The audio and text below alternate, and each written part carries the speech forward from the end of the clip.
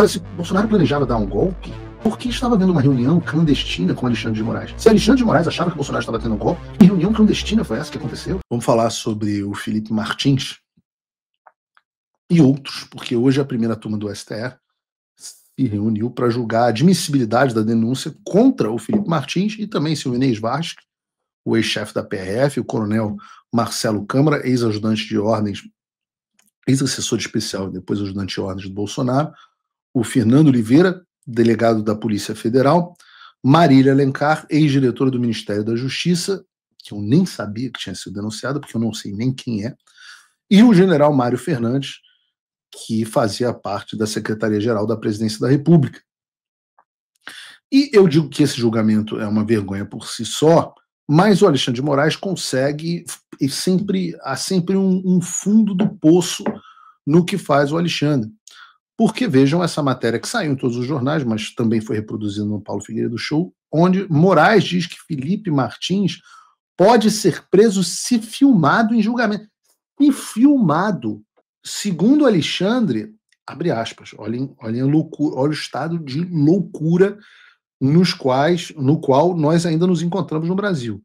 Abre aspas, todas as demais cautelares continuam em vigor, ressaltando-se novamente que não deverão ser realizadas ou divulgadas imagens do julgamento ou de seu deslocamento, mesmo que por terceiros, sob pena de multa e conversão imediata em prisão, nos termos do tarará do Código Penal, artigo 312, inciso 1º do Código do Xandaquistão.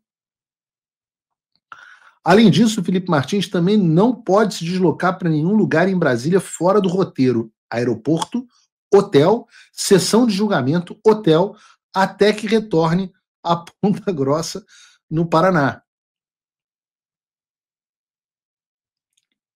E eu me pergunto como é que alguém pode achar normal. Eu digo que isso foi reproduzido por vários jornais, inclusive pela Folha de São Paulo. Como alguém ainda pode achar normal a situação do Felipe Martins? Como os integrantes da imprensa tratam isso com normalidade? E não como o absurdo e o escárnio que isso é. Uma pessoa que foi presa ilegalmente. Comparem com o tratamento dos presos da Lava Jato. O Lula, eu já mostrei aqui no programa, deu uma centena de entrevistas preso. O Felipe Martins não pode ser filmado. Ora, essa é a versão moderna de jogar o sujeito dentro de um calabouço. É a morte do... Eu digo sempre aqui que o meu bisavô, o general Euclides Figueiredo, pai do general João Figueiredo, que depois foi presidente da República do Brasil, o general Euclides Figueiredo foi preso pela ditadura Vargas e o meu avô recebia pensão como órfão de militar enquanto o pai ainda estava vivo.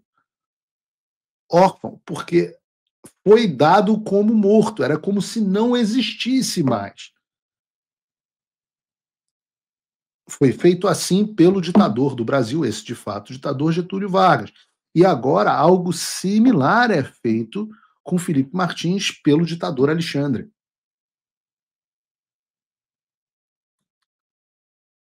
E eu estou assistindo o julgamento e eis que vem um momento que me chama a atenção, porque foi uma fala do advogado do Coronel Câmara, o doutor Eduardo Kuntz, que, se eu não me engano, já teve aqui no Paulo Figueiredo Show, sendo entrevistado, e o doutor Eduardo Kuntz, na sua sustentação oral, fala duas coisas interessantíssimas. A primeira delas é que, apesar de estar sendo denunciado e está sendo recebida a denúncia do Supremo Tribunal Federal, assim como eu, o Coronel Câmara jamais foi ouvido no processo.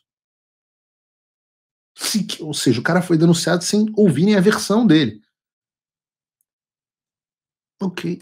A segunda parte foi que, de fato, os rumores de jornais eram verdadeiros, que houve uma reunião entre o presidente Bolsonaro e Alexandre de Moraes ao fim das eleições de 2022 na casa do Ciro Nogueira. Isso é importante porque essa seria a tal da justificativa para o tal do monitoramento do Alexandre. Coloca o vídeo do doutor Eduardo Kuntz para a gente aqui, por favor, Bruno. Mas vamos às provas, então, para tentar desmistificar um pouco uma expressão ruim. E faço especial referência e peço desculpas ao eminente relator, ministro Alexandre de Moraes. O monitoramento que consta da denúncia, que consta nos relatórios, a Vossa Excelência, feito pelo Marcelo Câmara, é um tanto quanto pejorativa a expressão. Ele nunca teve oportunidade de se manifestar, nunca foi ouvido até hoje. Faço aqui as palavras dele. Respeito a Vossa Excelência, não tem nada contra Vossa Excelência. Acho que quando da liberdade dele foi possível demonstrar um pouco disso. Me recordo até que alguém tem que respeitar o Alexandre. O pedido do Procurador-Geral da República no Salão Branco, quando estava com meu pai, a Vossa Excelência, no sentido de que não há nada contra Vossa Excelência. O monitoramento daquela reunião que aconteceu na casa com o ex-presidente Ciro Nogueira. Ciro, desculpa. Oi? Que reunião? Repara que ele fala isso olhando para o Alexandre. Apenas e tanto só isso.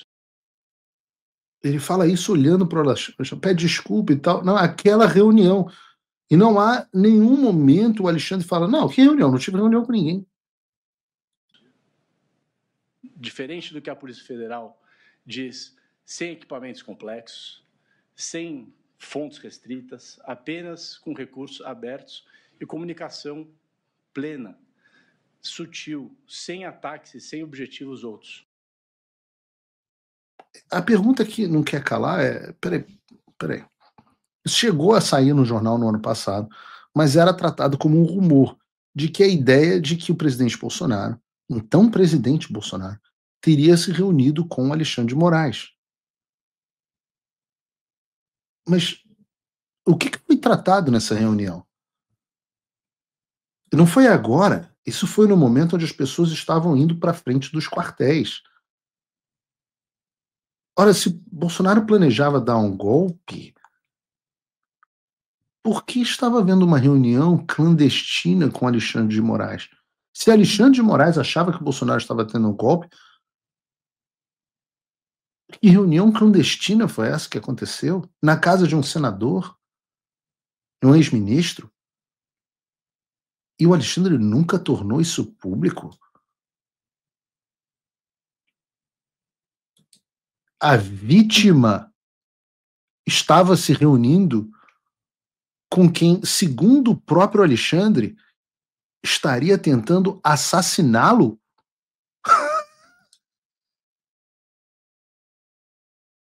Que loucura é essa? E nunca, isso não consta nos relatórios da Polícia Federal, isso não consta na denúncia, isso não consta nas decisões. E por que isso é fundamental? Porque toda a ideia de que Bolsonaro estaria monitorando o Alexandre através do seu assessor para assassiná-lo era baseada nas conversas do Câmara, dizendo, não, ele está agora em São Paulo, ele agora está não sei aonde. Só que isso foi imediatamente antes da reunião que eles tiveram, segundo o advogado. E o Alexandre não questiona essa ideia. Não tem monitoramento. Se não tem monitoramento, não tem Bolsonaro participando de plano de assassinato. E vejam, é uma informação que não só é curiosa por si só, porque todos nós deveríamos saber o que foi tratado nessa reunião e por que ela foi clandestina, e por que o Alexandre estava se reunindo com alguém que, segundo ele, estava tentando dar um golpe ou assassiná-lo, pior. Mas o pior de tudo é essa informação ter sido deixada de fora de forma dolosa. Propositalmente para fortalecer uma narrativa às custas de pessoas inocentes, como o próprio Coronel Câmara. Vejam o que alguém precisa botar a mão na consciência e ver o quão esquizofrênico é dizer que havia uma tentativa de assassinato em curso, ao mesmo tempo que o cara estava se reunindo com o Bolsonaro na casa do Ciro Nogueira, que teoricamente era quem estava tratando tramando o seu assassinato. Ou seja, é tudo uma farsa.